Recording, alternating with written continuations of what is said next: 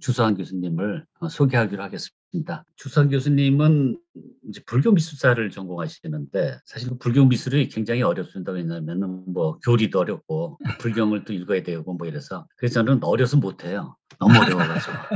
근데 이제 그냥 어려운 불교 미술을 아주 그냥 쉽게 대중적으로 이렇게 푸는 작업을 아마 거의 독보적으로 하시지 않나 이렇게 생각을 합니다. 오늘 이제 그 강의해 주실 게 사유의 두 얼굴이라고 이제 제목을 네. 다루셨고, 일월식 사유상과 삼상간 사유상. 네. 그래서 이게 지금 그 국립장관박물관에 지금 전시하고 있죠. 저는 가보지 못했는데 네, 저 사유의 하고 방, 있습니다. 네, 사유의 방. 그래서 그렇습니다.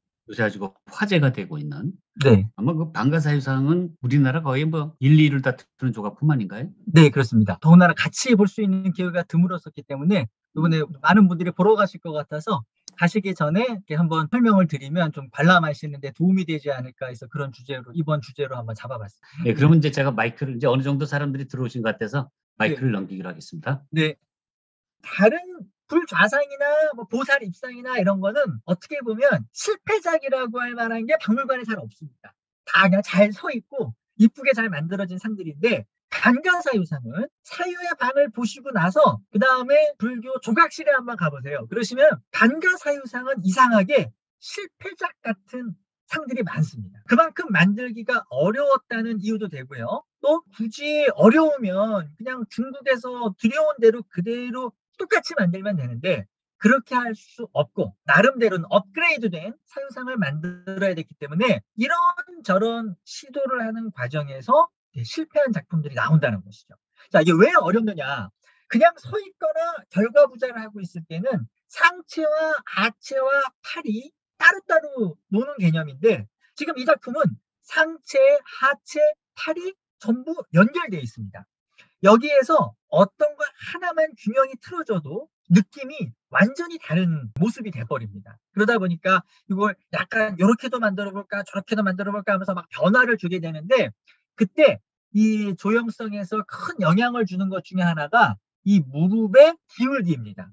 자, 지금 요거는 거의 완벽한 기울기인데요. 여기서 약간 무릎이 낮으면 어떻게 되느냐? 이제 무릎이 낮아지면 이게 손이 안 닿겠죠. 그죠? 안 닿으니까 어떤 일이 벌어지느냐? 이렇게 되는 겁니다. 무릎이 너무 낮아서 손이 안 닿다 보니까 고개를 푹 숙여야만 이 손이 연결되는 겁니다. 그래서 저는 이것도 뭐 국립중앙박물관 뭐 이제 국보 보물 뭐 명칭이 있겠지만, 만약에 이제 숫자 번호를 없앤다면 제일 적당한 명칭은 졸고 있는 반가상 뭐 이렇게 해도 될 정도로 너무 이렇게 막 숙이고 있는 거죠. 자, 그러면 안 되겠구나. 이 무릎이 이렇게 수평에 가깝게 누워서는 제대로 된 사유의 자세가 안 나오겠구나. 이거를 좀 높여보자. 그리고 아주 높였습니다. 높이면 어떻게 되느냐? 이건 이제 한국에 있지는 않지만 한국의 반가사유상이 일본에 건너간 걸로 되어 있는데요. 굉장히 경사가 급하거든요. 그러다 보니까 손이 여기 닿아야 되는데 뭐 올라가 버린 겁니다. 그래서 저는 이제 이거는 뭐 우리 한국에 있지 않지만 굳이 명칭을 하자면 이제 안녕하는 반가상 뭐 이렇게 해야 될 정도로 상당히 어색한 그런 자세가 돼버린 것입니다. 그래서 이거를 어떻게 각도를 이렇게 해볼까 저렇게 해볼까 하는 그런 시도 끝에 한국의 반가사유상들은 다양한 유형의 그런 반가사유 자세가 만들어진 것입니다. 그래서 이런 걸 보실 때 실패작이구나, 너무 반가사유상을 못 만들었다, 이렇게 보시지 마시고 조금 생각을 달리 해보시면, 이런 다양한 시도가 있었기 때문에 정말로 이와 같은 그런 훌륭한 반가사유상이 만들어질 수 있었던 것이구나, 오히려 이렇게 보시면 어떨까 싶습니다. 이 반가사유상은 이런 형태를 통해서 결국 무엇을 보여주려고 하는가? 사유라고 하는 것은 뭔가 가만히 앉아서 참선을 하거나 명상을 하거나 이런 게 사유 아니겠습니까? 그러니까 굉장히 정적인 분위기, 이게 반가사유상에서 드러내야 되는 하나의 조형성인데, 너무 안 움직이고 가만히 있다 보면 이제 가끔 이렇게 수업을 하다 보면은 정말 안 움직이고 있는 학생이 있는데 그거 보면 이제 열심히 듣거나 아니면 졸고 있거나 둘 중에 하나지 않습니까? 너무 정적으로 사유를 하고 있으면 이게 조는 건지 아니면 진짜로 깊이 명상을 하는 건지 그거의 구분이 되게 어렵단 말이죠. 그래서 지금 이 사유상은 아주 안정적으로 앉아서, 어떻게 보면 굉장히 불안정한 자세일 수도 있는데 그 자세를 굉장히 안정적인 형태로 만들면서 뭔가 좀 생각 중이다, 조는 게 아니다, 그냥 뻣뻣하게 굳어 있는 게 아니라 생각 중이다 라고 하는 거를 이 조각가가 보여주고 싶었던 거죠. 근데 움직이지 않고 앉아있는 건 조각으로 표현할 수 있지만 생각이 진행 중이다라고 하는 거는 사실 조각으로 표현하기가 어려운 거죠. 뭐 그림으로도 표현하기가 어려운 거죠. 그건 보이지 않는 것이니까요. 자, 그러면 이 조각가는 생각이 진행 중이다라고 하는 것을 어떤 방식으로 보여주려고 했느냐. 자, 제가 보여드리겠습니다. 머리에 이제 막 생각을 하지 않겠습니까? 그러면 이거를 우리가 생각이라는 건 산발적으로, 우리가 그냥 일상적으로 하는 생각은 그거죠. 아침에 일어나서 뭘 해야지 하다가 맞다 내가 뭐 잊어버렸다 뭐 하다가 참 아침 먹고 해야지 아침 먹다가 그러다 갑자기 뉴스 보면은 뉴스에 빠져들었다가 생각이 이렇게 막 끊겨서 나타나는 거는 사유라고 보기는 없죠. 사유라고 하는 것은 뭔가 그 십이연기, 부처님이 터득하셨던 그런 것처럼 뭐가 이렇기 때문에 이렇고 그래서 이렇게 된 거고 그래서 이렇게 된 거고 그래서 이렇게 된 거고 이렇게 하다 보니까 이렇게 된 거구나. 이렇게 연결된 생각이 사유이겠죠. 근데 이 연결된다라고 하는 것은 어떻게 보면 물 흐르듯이 쭉 흐르는 그런 생각이 정말 사유일 텐데 이 작품에서는 그런 물이 흐르는 듯한 그런 조형성을 보여주고 있는 겁니다. 무엇이냐면 제가 아까 작품은 선을 강조한다고 그랬는데요. 지금 보시면 여기 손가락을 이렇게 둥글둥글하게 구부러진 모습이 잘 보일 수 있도록 약간 옆에서 앞쪽으로 해서 손가락을 잘 보여주고 있죠.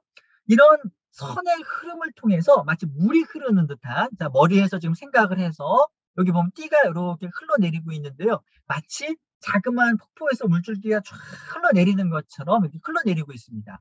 그 흘러내린 물줄기가 어깨에서 급류를 타듯이 반전되면서 한쪽은 이렇게 막 이렇게 폭포처럼 급류의 폭포처럼 흘러내리고요. 한쪽은 가슴을 타고 줄줄줄 계속 몸의 굴곡을 따라서 또 물길을 따라 흐르듯이 쭉 흘러내려옵니다. 그러다가 이 무릎 있는 부분에서 그 물이 만나서 교차하는 것처럼 교차해서 다시 한번 이 발을 휘감은 다음에 아래로 줄줄줄줄 흐르듯이 내려 머리부터 발끝까지 뭔가 자연스러운 옷자락을 표현했지만 그 옷자락이 끊어질 듯 이어질 듯 끊어질 듯 이어질 듯 쭉 흐르면서 마치 뻣뻣하게 굳어있는 어떤 딱딱한 조각상의 그 표면 위에 물이 쭉 흘러내리는 것 같은, 그래서 이 안정적인 자세는 어떤 그 사유의 지속, 어떤 진득하게 앉아서 움직일 수 없는 그런 강한 어떤 그 사유의 의지를 보여준다면 그 위에 물 흐르듯이 흐르는 옷자락들은 어떤 그 사유의 흐름, 생각이 지금 진행 중이다라고 하는 것을 보여주는 그런 조형성이라고 하겠습니다. 그래서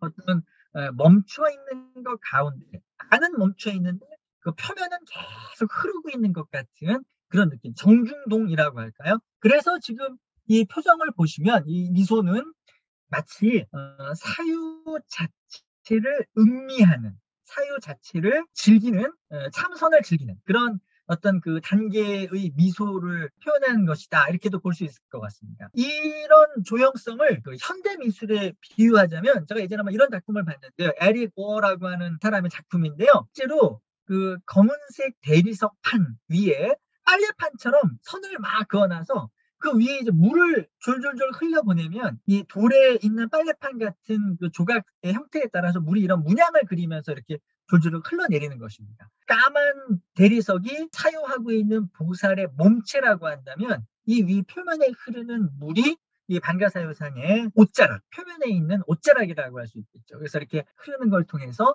지금 사유가 계속 진행되고 있다. 지금 이 보살은 깊은 사유에 빠져 있다. 사유의 산매에 빠져 있다라고 하는 것을 이런 그 보이지 않는 부분이지만 이런 조형성으로 드러낸, 그게 이 78호 1월식 반가사유상이 가지고 있는 미술이라는 건 이제 눈에 보이지 않는 이런 사유의 흐름, 이걸 어떻게 표현할 것인가, 이게 그 미술가나 작가의 어떤 센스라고 할 수 있는데 그런 걸 효과적으로 표현한 그런 작품이다, 이렇게 말씀드릴 수 있겠습니다. 반면에 참상관,